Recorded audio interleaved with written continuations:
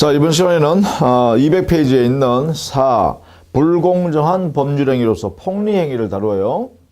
자, 거기는 104조에 우리 민법에 규정이 되어 있죠. 보죠. 당사자의 궁박, 경솔 또는 무경험으로 인하여 현저하게 공정을 잃은 법령행위는 무효로 한다.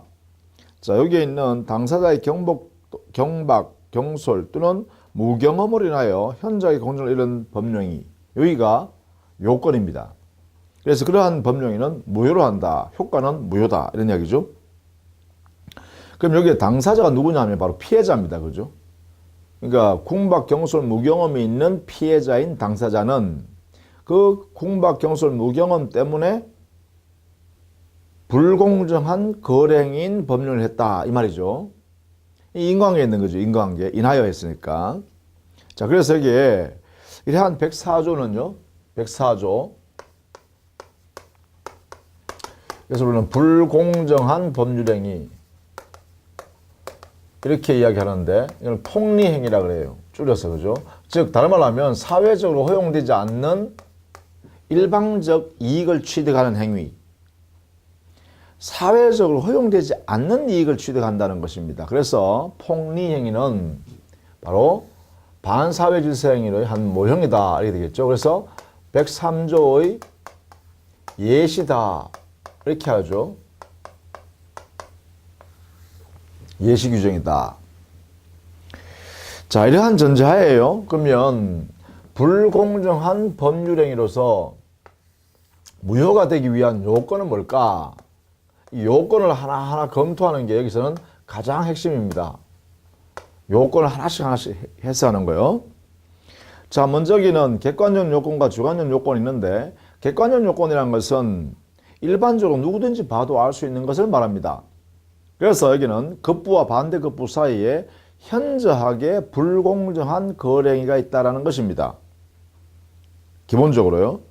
급부와 반대급부 사이에 현저하게 크게 차이가 나는 거래행위라는 법령이 있다. 이런 거죠. 이게 객관적 요건이라고 해요. 그래서 객관적 요건은 주는 것은 급부라고 그러고요.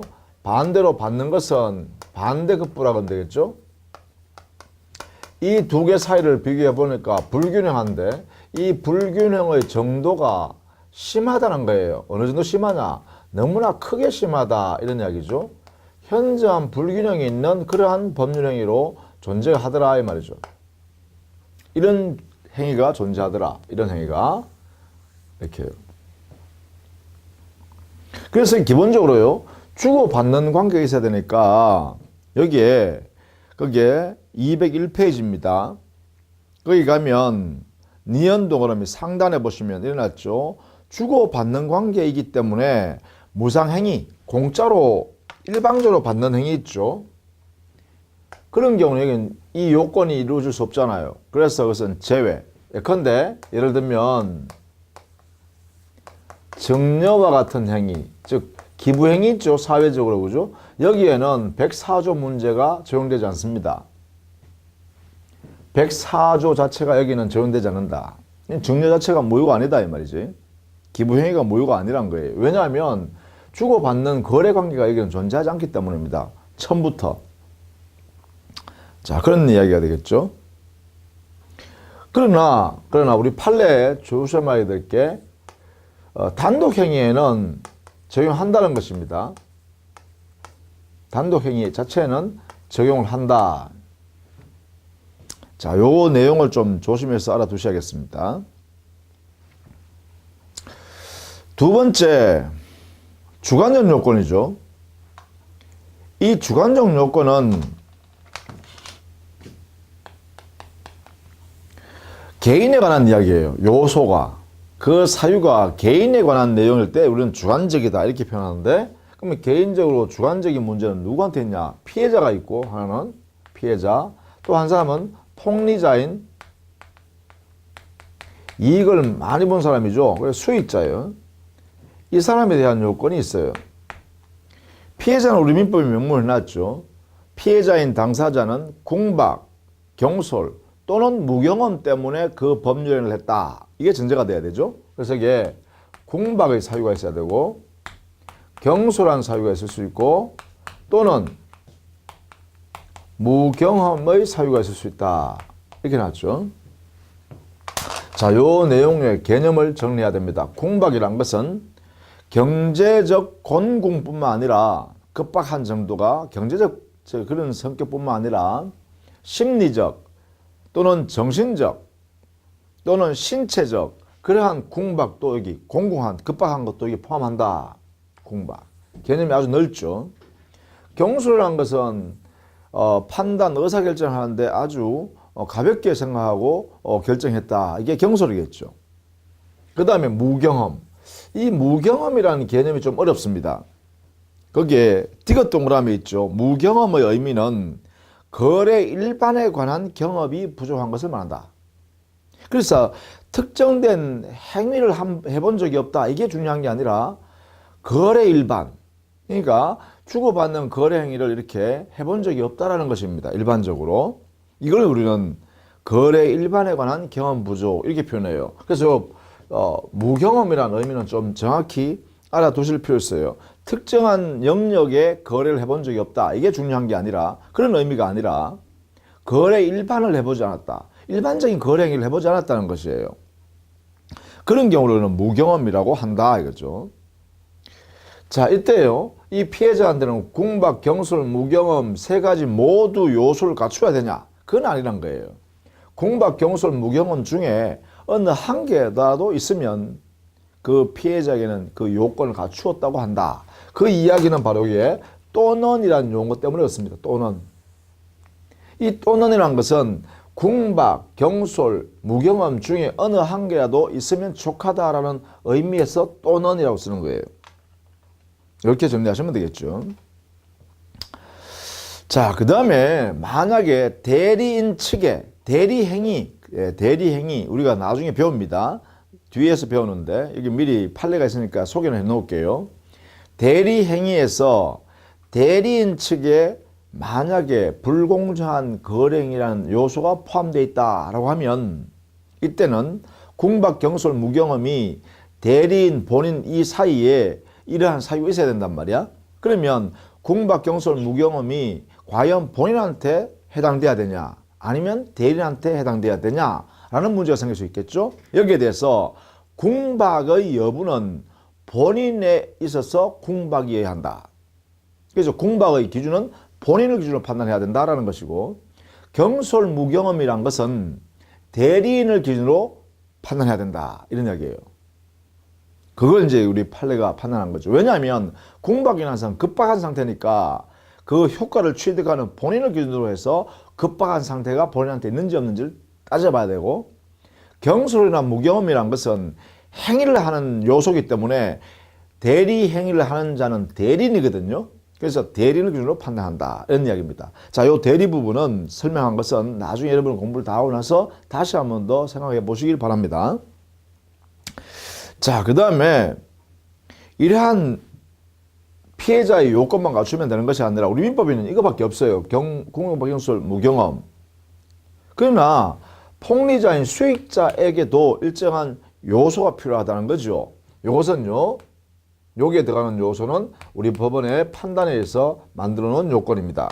그래서 우리 판례가 폭리자인 수익자의 요건을 설치하고 있고 이것을 우리 학설도 받아들이고 있죠. 학자들도. 즉 폭리자인 수익자는 피해자의 궁박, 경솔, 무경험이라는 이런 사유가 있다는 것을 잘 알면서 그러면 악이요. 그리고 그것을 이용해서 폭리를 취하더라 이 말이죠. 그래서 악의 또는 이용 의사가 있어야 한다. 이렇게 되겠죠. 이렇게 정리하시면 되겠습니다. 이렇게. 그래서 폭리자에게는 피해자의 궁박 또는 경솔 또는 무경험이라는 사유가 있다는 것을 잘 알면서 그것을 이용할러사. 같은 의미입니다. 이렇게 같이 옵니다. 그래서 악의 또는 이용 의사가 이 폭리자인 수익자한테 있어야 한다. 이것을 꼭 알아두셔야겠어요. 판례니까. 이렇게 정리하시면 되겠습니다. 그것이요. 여러분 교재에는 비협 동그라미 있죠. 비협 동그라미. 요 내용은 꼭 알아두셔야 됩니다. 꼭 알아두셔야 돼요. 이게 없으면 폭리가 아니란 거예요. 즉 104조에 의하여 무효가 되지 않는다 이 말이에요.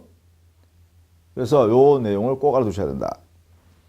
자, 이러한 요건, 객관적 요건, 주관적 요건은 전부 누가 입증해야 되냐? 입증 책임은 무효를 주장하는 사람이 해야 됩니다. 무효 주장자가 입증 책임져요. 지금 무효 주장자 누구겠어요? 결국은 피해자겠죠. 피해자가 객관적 요건도 그리고 주관적 요건도 모두 입증 책임을 집니다. 이렇게 정리합니다. 따라서 객관적 요건이 있다고 해서 주관적 요건인 피해자에게 공박, 경솔, 무경험이 있다고 추정되는 것도 아닙니다. 추정이 안 되니까 무효 주장자 스스로 자기한테 공박, 경솔, 무경험이 있다는 사실도 입증해야 되고 또 수익자인 폭리자에게 그러한 자신에 있는 그런 사유를 잘 알면서 이용했다는 것도 입증해야 합니다. 이렇게. 자, 그러면 이렇게 입증하면 그 효과가 발생하겠죠? 이렇게 요건을 다 갖춰주면 드디어 효과가 발생할 겁니다.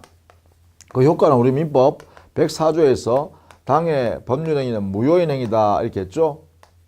무효다 했죠. 무효. 권리 의무가 안 생겨요. 다만 이 무효는 절대적 무효이고 확정적 무효죠. 따라서 무효행위 추인의 대상으로 삼을 수 없습니다. 추인도 못합니다. 다만 우리 판례가요. 이것을 무효행위 전환은 가능한 사례를 인정하고 있죠. 요선 인정하고 있다라는 판례가 있어요.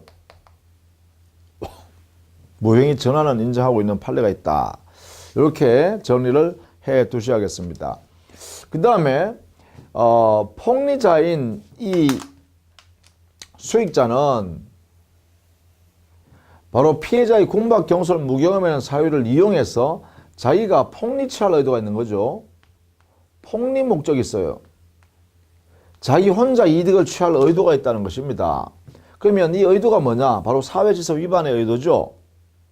사회적으로 용인되지 않는 이익을 자기만 취득하겠다는 의도가 이게 들어있다는 말이죠. 그러니까 폭리자는, 즉 수익자는 사회질서 위반의 의도를 가지고 이러한 거래 행위를 한 거예요.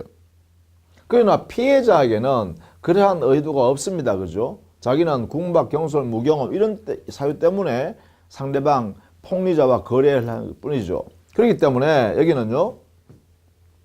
자, 무효임에도 불구하고 지금 급부 이행을 했단 말이에요. 이행한 경우에는 부당이득 반환의 문제가 생길 거다 이 말이죠. 자, 여기에 중요한 우리 법 적용이 있습니다. 자, 피해자의 경우는 자기가 준 것을 상대방 폭리자인 수익자한테요. 폭리자한테 내가 준 것을 반환하라고 청구할 수 있습니다. 부당이득 반환 청구권이죠. 이게 인정된다 이 말이에요. 그런데 폭리자는 피해자한테 내가 급부한 것을 반환해 주세요 라고 이렇게 청구할 수가 없다라는 것입니다. 이렇게요. 이 폭리자는 청구할 수 없어요. 이유는 왜 그러죠? 바로 이것 때문에 그렇습니다. 폭리자의 폭리의사, 폭리 목적이요. 자기만 이득을 취하려고 또 그 이득도 뭐예요? 아주 많이 취득하려고. 그 사회에서 용인될 수 없는, 허용될 수 없는 그러한 이득을 혼자 취득하려고 했기 때문에 이 폭리자는 상대방 피해자한테 급부 이행한 자신의 재산을 돌려달라 할 수가 없다는 것입니다. 반환 청구를. 이 부분을 잘 알아두셔야 되네요. 요게 또 중요한 내용이기도 하네요. 그죠? 이렇게. 자, 이렇게 해서 불공정한 거래 행위 요 내용을 정리했어요. 그것은 202페이지에 보시면 거기 상단에 양갈로 3번의 효과 거기에 동그라미 2번에 보시면 아직 이행하기 전이면 무효이기 때문에 이행할 필요가 없죠. 그러나 급부 이행이 된 경우에는 불법 원인급여가 폭리자인 수익자에게만 있습니다. 그러니까 수익자는 불법 원인급여에 해당되기 때문에 자기만, 그러니까 746조 단서에서 반환 청구를 못하게 나요. 그러나 피해자는 사회질서 위반의 의도가 없는 상태로 거래했기 때문에 상대방 폭리자가 가지고 있는 자신이 급부한 재산을 다시 돌려달라라는 권리를 행사할 수 있다라고 하는 것이죠. 자, 요 내용을 반드시 여러분이 이해해 두시길 바랍니다. 자, 이렇게 해서요, 불공정한 법률행위를 정리했습니다. 자, 그 다음에는요, 우리는 법률행위 해석을 또 해보죠.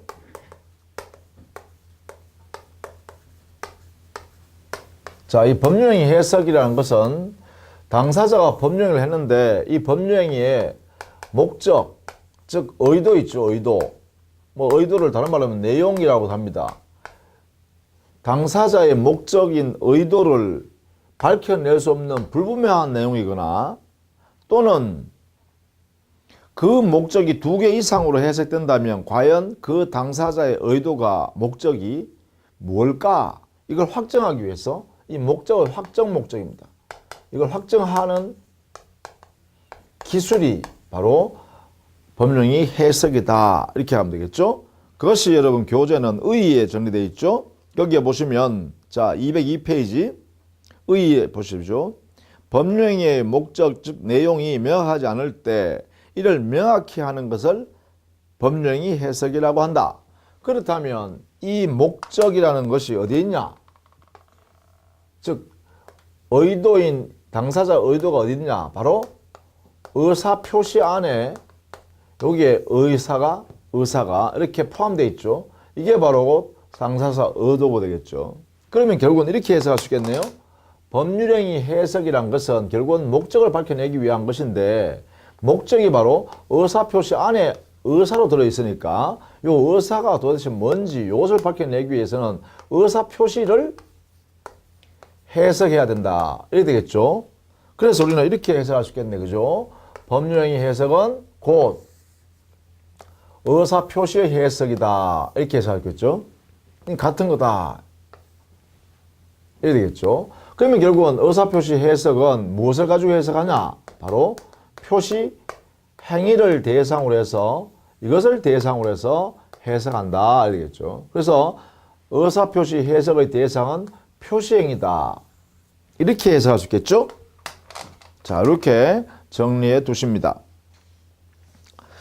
자, 203페이지예요. 그러면 이 법령의 해석, 의사표시 해석, 이 내용은 과연 성격이 사실을 확정하는 거냐? 아니면 법적 의미를 평가해서 법률적 의미를 밝혀내는 법률적 해석을 하는 것이냐?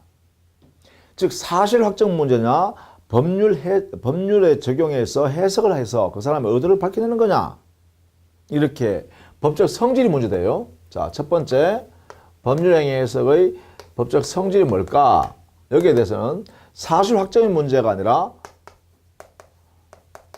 법률 문제로 다루어야 한다 라고 하는 것이 통설입니다. 법률 문제다. 즉 법령의 해석을 잘못하면 법률 문제가 발생하게 되고 법률 문제가 발생하면 이것은 상고 이유가 된다. 즉 상고 이유란 것은 대법관에게 판단을 청구하는 것이 상고한다 그래요. 그러니까 2심 법원의 판결에 대해서 법령이 해석했는데 2심 법원에서 그 내용이 잘못된 해석이다라고 하여 법적 문제가 발생했다라고 하면 그때는 상고할 수 있다. 대법원에 올라가는 거죠. 이렇게요. 자, 상고할 수 있는 이 대법원 판결은 대법원은 반드시 법률심이기 때문에 법률에 관계되는 문제, 즉 법적 평가나 법의 적용이나 법의 해석에 관한 문제란 거죠. 이런 문제로 다루어질 때만 대법원에 상고를 할 수 있어요. 그래서 이렇게 법률 문제로 인식할 때만 대법원에 상고할 수 있다라는 것이에요. 이것이 그래서 다수설이고 이렇게 해석하고 있다. 상고 이유, 즉 사실 확정 문제, 사실의 문제가 아니다. 이게 이렇게 보고 있는 거죠. 법률 문제로 봐야 된다라는 것입니다. 자, 그러면 구체적으로 법령이 해석하는 방법은 뭘까? 방법은요, 기본적으로 표의자 입장에서 표의자가 과연 어떤 의도를 가지고 진정한 의도가 뭘까? 내심이 어떤 의도를 했을까? 이걸 탐구하는 것이 원칙이겠죠? 그렇게 하는 것을 뭐라 하냐? 가장 자연스러운 해석이다 해서 자연적 해석이라고 그래요. 즉 이것은 표의자 입장에서 표의자의 진의대로 해석해 보려고 하는 노력입니다. 즉 진의를 찾아보려고 하는 거죠. 의사표시하는 사람의 마음속에 있는 진짜 의도가 뭘까를 탐색하는 것이 바로 자연적 해석이에요. 가장 이게 바람직한 해석이기도 하죠. 그 사람의 의도를 직접 찾아보려고 하는 거니까. 자, 이 진이라는 것은 결국은 그 사람의 내심에 있는 법적 효과 의사겠죠. 이것을 확정하는 것입니다. 이걸 통해서 우리는 그 사람의 마음을, 진의를 또는 목적을 확정할 수 있다, 이런 이야기죠. 주로 이 자연적 해석은요, 주로 이렇게 하는 것은 뭐 단독행위, 특히 상대방 없는 단독행위를 해서 한다든가, 그렇죠. 또 이런 경우죠. 표시는 잘못되어 있지만 거래하는 당사자끼리 상대방의 마음속에 있는 진의를 다 알고 있다라고 하면 표시는 잘못된 그 표시를 보고 해석할 거 아니라 당사자가 알고 있는 진정한 의도대로 해석해야겠죠. 예를 들면 무기상끼리 거래하는데, 무기 거래하는데요. 뭐 수류탄을 우리가 거래하는데 수류탄 뭐 10톤을 산다, 이렇게 하면, 그렇죠? 그러면 수류탄 10톤을 주십시오 이렇게 안 하고 자기들끼리 은어를 쓰죠. 어떻게 하냐면 사과 10톤 우리 사고 팔자 이렇게 약속한단 말이에요. 그러면 표시행위는 사과 10톤이라고 쓴단 말이에요. 그런데 이 사람끼리 의미는 어떻게 이해하고 있어요? 그래요. 여기 사과 한 개란 것은 수류탄 한 개다, 이렇게 해석하면 어떻게 돼요? 자, 당사자 의도가 이렇게 해서 거래했단 말이에요. 그렇다면 이게 표시행위를 사과 10톤이라고 해서 사과 10톤을 주면 되는 게 아니죠. 왜? 상대방 사이에 서로 간에 여기에 사과라는 것은 뭐라고 표시하고 있다고? 그래요. 수류탄으로 인식하고 있다는 거예요. 진위는, 그죠? 그러면 진위대로 해석하는 게 맞겠죠. 이게요. 그러니까 사과 10톤을 주는 게 아니라 수류탄 10톤을 줘야 된다, 이 말이겠죠. 이런 내용이 되겠죠. 그죠?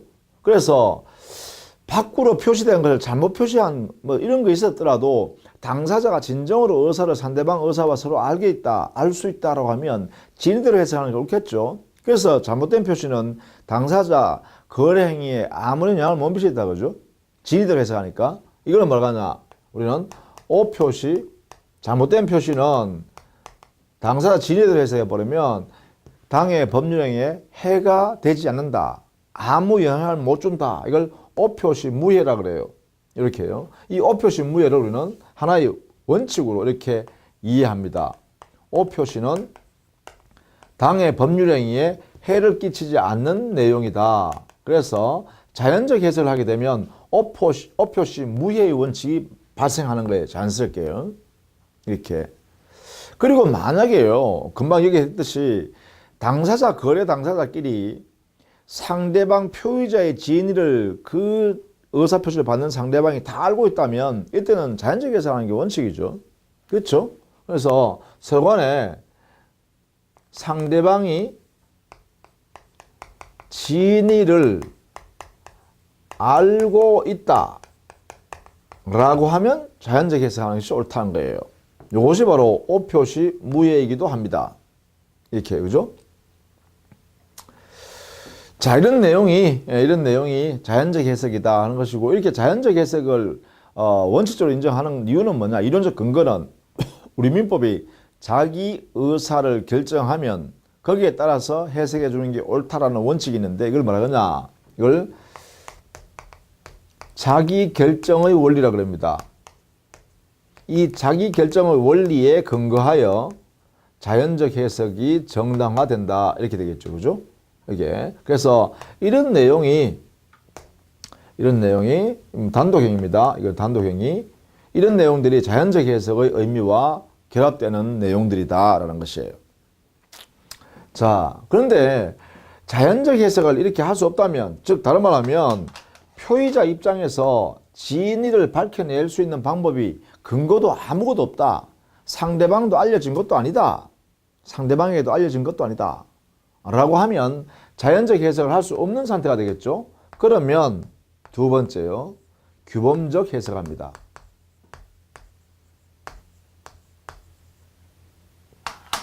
이 규범적 해석이란 것은 결국은 어떻게 해석하는 거냐? 이것은요, 의사표시를 받는 상대방 입장에서 그 표시행위의 의미를 밝히는 거예요. 이거는 표시행위를 가지고 드디어 해석하는 거죠. 표시행위를 가지고 상대방 입장에서 해석해서 규범적으로 객관적으로 평가해버리는 거죠. 그러면 이 표시행위를 가지고 그 표의자의 의사가, 의도가 이런 것이구나 라고 확정하는 거예요. 그러면 이때 밝혀내는 그 의사를 말하거나 그 표의자의 의사를 말하거나 하면 표시상에 나타나 있는 효과의사죠. 그래서 이걸 표시상의 효과의사를 확정하는 방법입니다. 이걸 밝혀내는 거죠. 이게요. 이것은 표의자가 이렇게 표시했기 때문에 거기에 따라서 결정해 줄 수밖에 없잖아. 그죠? 그래서 자연적 해석할 수 없기 때문에 이게 규범적 해석하고 이렇게 해석하는 것은 바로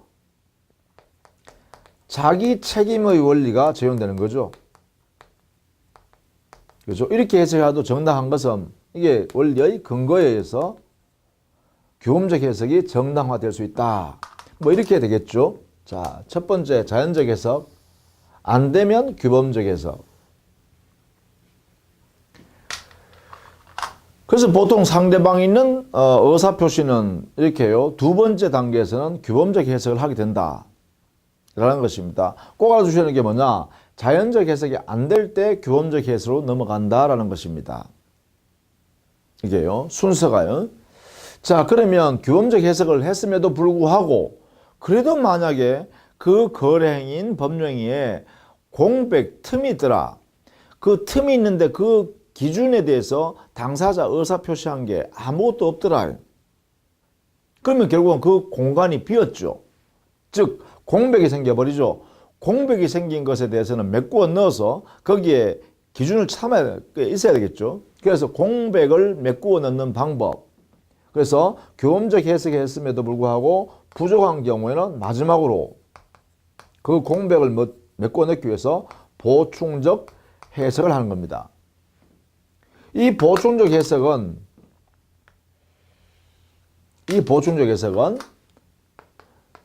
객관적 입장에 있는 제3자가 해석해서 보충해 넣어야겠죠. 왜냐하면 분쟁 당사자한테 어느 한쪽을 입장에서 쓰면 그러면 합의가 안 되겠죠. 그죠? 그래서 이때는 제3자의 입장에서 그 공백을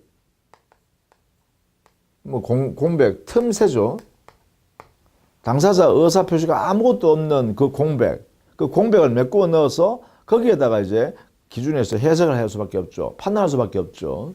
그래서 이 틈 또는 이것을 간극이라 그래요. 한자용어로는 틈, 간극, 공백 여기서 보충하게 됩니다.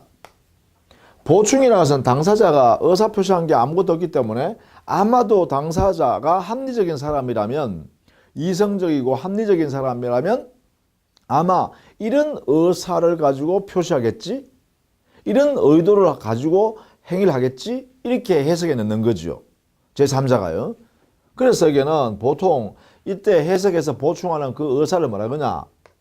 가상적 의사 또는 가정적 효과 의사를 이것을 해석해서 거기에 보충해 넣는다 이 말이죠. 이렇게. 이런 원리에 입각해서 해석해 내는 것이 바로 보충적 해석이고 주로 이 제3자 입장이라는 것은 결국은 이거는 가장 객관적인 제3자가 누구겠어요? 법관이겠죠.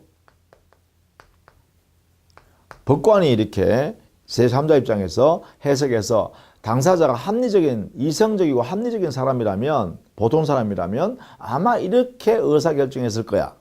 이렇게 해서 거기에 공백에 보충해 넣는다. 그때 확정해서 해석해 내는 걸 뭐라 그러냐? 가상적 효과사를 끄집어낸다. 이렇게 하는 거예요. 주로 이런 보충적 해석이 문제되는 경우 영역은 어디냐? 크게 발생되는 경우는 특히 계약에서 특히 이 보충적 해석이 큰 기능을 발휘합니다.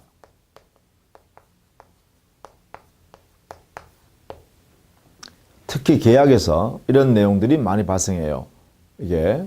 그래서 이 세 가지 원리를 보면 자연적 해석을 원칙적으로 하고 그게 안 된다. 그런 객관적 주어진 사정이 없다. 그러면 규범적 해석으로 가서 규범적 해석인 표시 행위를 가지고 상대방 입장에서 해석하고, 그래도 만약에 그 거래행위에 틈새가 있다, 보충해야 할 공백이 있다라고 하면 그때는 제3자 입장에서 그 공간을 보충해서 메꿔 넣는다, 이런 이야기죠. 각각 보면 이렇게 해석할 수 있죠.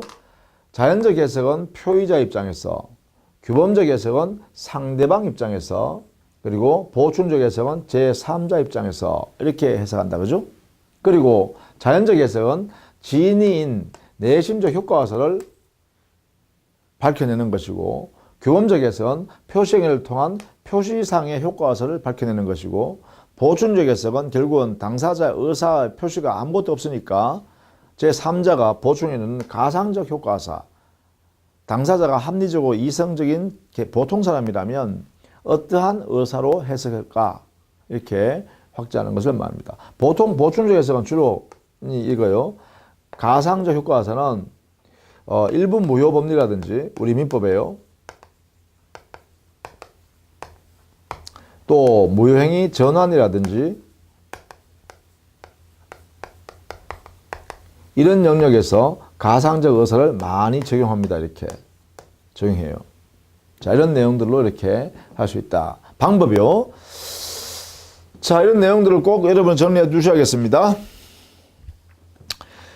그 밑에 203페이지 밑에 그 판례 있죠. 매매 계약의 당사자가 목적물의 지분에 관하여 착오를 일으켜 계약서상 목적물을 잘못 표시했지만 그 당사자 목적물은 거래 대상물은 이미 상대방한테 모두 알려져 있다라는 것입니다. 매도인도 매수인도 어느 목적물을 사고 팔기로 합의가 돼 있다는 거예요. 다만 계약서를 작성할 때 착각을 해서 다른 물건을 표시해버린 거죠. 토지에 대해서요. 그러면 표시는 잘못됐지만 오표시예요. 잘못된 표시지만 당사자 매도인과 매수인이 팔고 사기로 하는 그 목적물의 합의는 존재한다는 거야. 진위는 확정돼 있다는 거야. 서로 주고받았다는 거야. 진위는. 그러면 진위대로 해석해야죠. 그게 뭐예요? 자연적 해석이에요. 그래서 그게 1번 요 판례의 내용은 바로 이거예요. 자연적 해석. 오표시 무효의 원칙을 적용해서 자연적 해석을 해서 그 잘못된 표시는 아무 문제가 되지 않는다. 법령의 성립의 효력에. 성립과 효력에 이 오표시는 아무런 해를 끼치지 않는다. 따라서 뭐 착오에 의한 취소라든지 이런 게 일어나지 않는다라는 것이에요. 당사자 의도대로 진위대로 매매계약이 유효하게 확정된다라는 자연적 해석 결과가 여기에 있는 판례입니다. 자, 그렇게 정리해 두시면 되겠죠. 자, 그 다음에요. 우리는 205페이지에 가면 법률행위 해석 표준 기준이 있죠. 자, 법령을 해석할 때 어떤 기준을 가지고 해석할 거냐라는 것이죠. 기준. 표준요. 이것은 원칙적으로 당사자의 의도, 목적이 분명하면 그 목적에 따라서 해석해야 됩니다. 법령을 해석할 때도 목적이 분명하면 그 목적에 따라서 의도에 맞춰서 해석해야 됩니다. 그런데 만약에 이 목적이나 의도가 불분명하면 그때는요, 두 번째, 사실은 관습에 당사자 사이 이게 존재한다면 이걸 가지고 해석해야 됩니다. 자, 사실은 관습이라는 것은 이 관습이 바로 관행이죠. 관행. 즉, 당사자, 거래 당사자 관행적으로 이렇게 해왔는 관행이 있다면 그 관행을 가지고 해석한다. 분쟁이 생길 때 말입니다.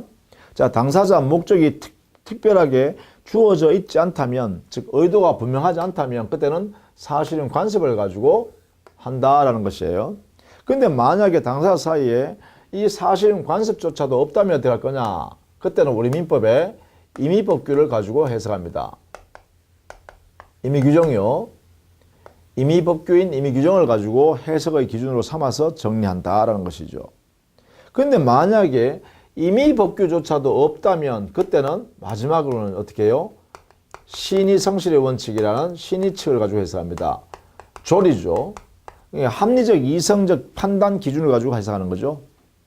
아마 상대방을 배려하면서 말이죠. 아마 이렇게 했었겠지? 이렇게 해서 그 합리적 기준들 그걸 가지고 해석할 수밖에 없다는 거죠. 이렇게요. 자, 이러한 표준을 적용하는 순서도요.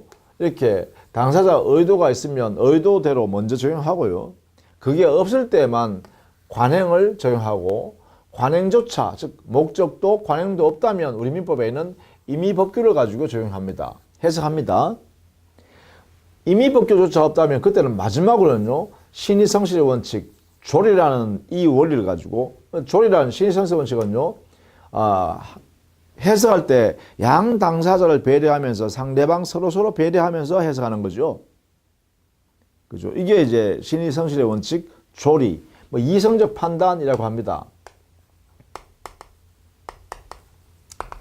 보통 사람 합리적인 이성 가지는 사람이라면 다 받아들일 수 있는 기준, 그걸 우리는 신의칙 또는 조리 이렇게 표현합니다. 이걸 제일 마지막에 기준으로 삼아서 해석한다라는 것이에요. 이렇게요. 자, 이때요. 사실은 관습하고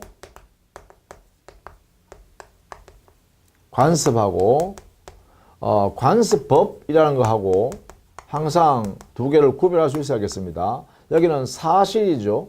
이 관습이라는 관행은 사실의 성격이에요. 그런데 이 관습법은 법이죠.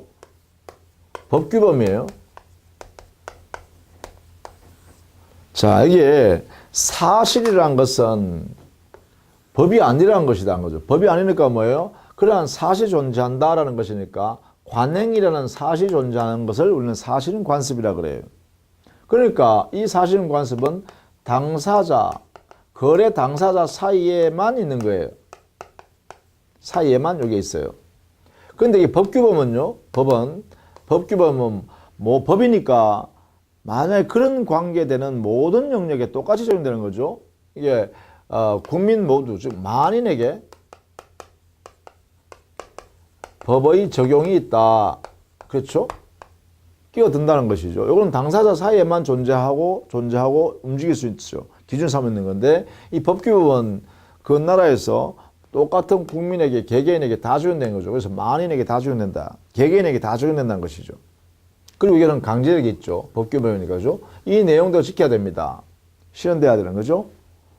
자, 그러니까 이건 당사자 사이만 존재하기 때문에 법원은 알 수가 없죠. 따라서 법원에 가서 우리 두 사람 사이에 다툼이 생겼는데 우리 두 사람 사이에 이런 관행이 있는데 제가 무시합니다. 이러면 관행이 있다는 것을 당사자가 주장하고 당사자가 법원한테 입증해야 돼요. 그래서 이거는 당사자 사이에만 있기 때문에 당사자가 주장하고 입증 책임을 져야 합니다.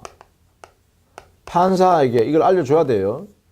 그런데 관습법은요, 법규범이기 때문에, 법이기 때문에 관습법은. 그러면 이건 법은 뭐예요? 법원이 가장 잘 알죠. 그래서 왜 우리가 법원에요, 법의 명언에 보면 이렇게 있어요. 이런 게 있어요. 너희는 사실을 말하라. 그러면 내가 법을 해석해서 적용해 주리라. 뭐 권리를 주리라 이렇게 표현하기도 하죠. 법으로 적용해 주겠다 이 말이죠. 그건 누가 말이에요? 법을 제일 잘하는 법관이 그 내용을 해석해 드릴 테니까 여러분은 사실만 쭉 이야기해 보세요. 이러이러한 사실이 있다는 사실만 쭉 이야기해 보세요. 그러면 내가 거기에다 법을 적용해서 권리 의무 관계를 내가 설명해 드릴게요. 이런 이야기거든요. 그러니까 법원은 누가 알아야 되나? 법관이 알아야 돼요. 따라서 이거는 법원이 직권으로 조사하고 적용합니다. 이 부분은요. 그래서 이거는 법원이 알아서 하는 영역이고 여기는 당사자가 주장해야 된다는 것이죠. 이런 관계에 있는 것이 바로 사실은 관습과 관습법의 차이점입니다. 같지 않죠? 사실은 관습과 관습법은 이거는 사실에 불과하고 이거는 법이다. 법은 강제력이 있다. 강제력이 있다. 모든 국민에게 똑같이 적용된다. 그러나 사실은 관습은 당사자한테만 적용되는 것이다. 이렇게 정리하는 거죠. 자, 여기에요. 우리는 꼭 알아둬야 될 것. 법령의 해석을 할 때 기준은 이 순서에 따라서 해석한다.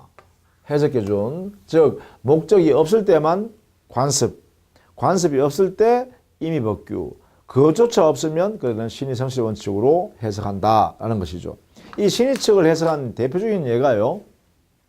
우리 판례 이론에 이게 신의칙을 적용한 대표적인 예입니다. 신의성실 원칙. 이것을 적용한 대표적인 예가 바로 우리 판례의 예문 해석 이론이라는 게 있어요.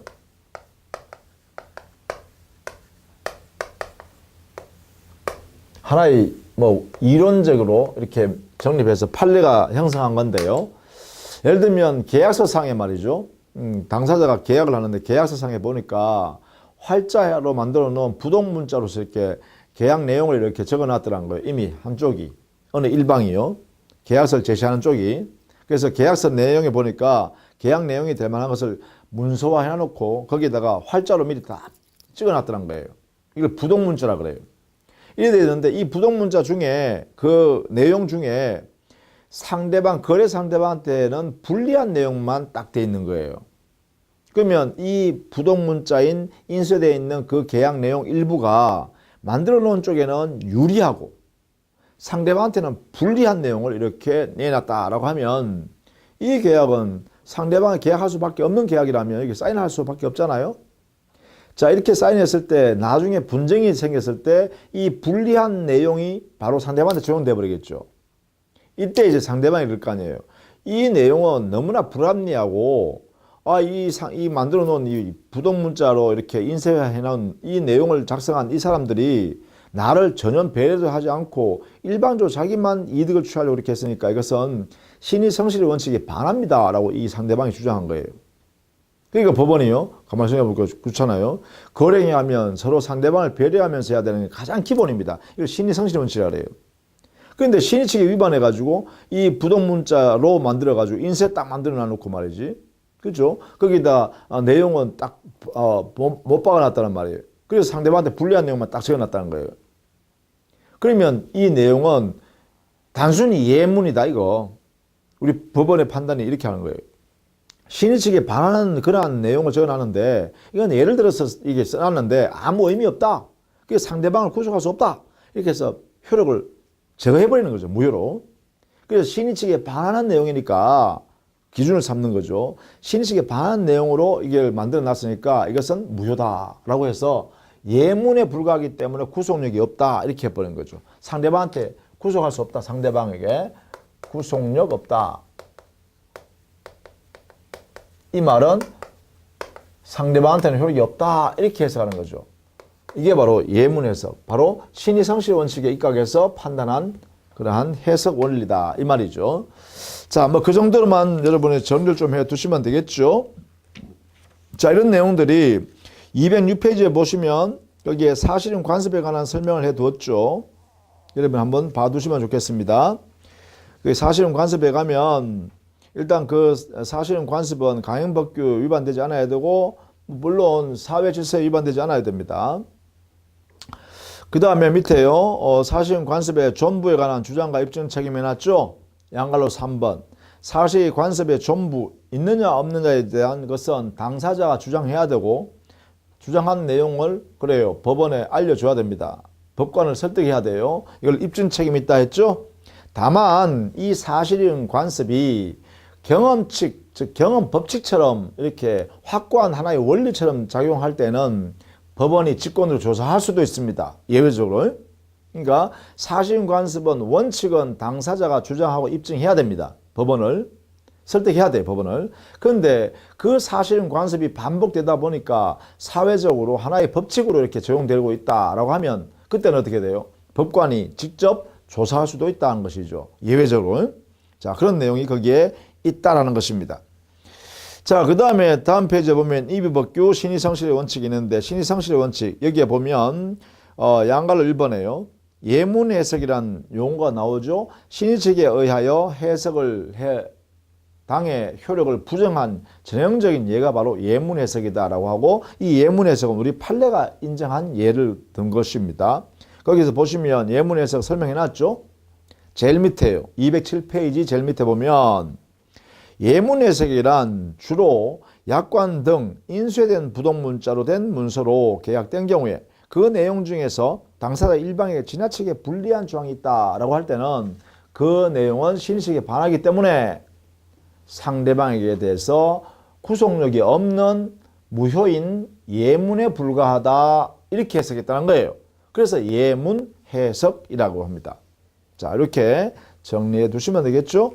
자, 여기까지 하고요. 다음 시간에는 이제 의사표시로 들어갑니다. 자, 수고 많으셨습니다.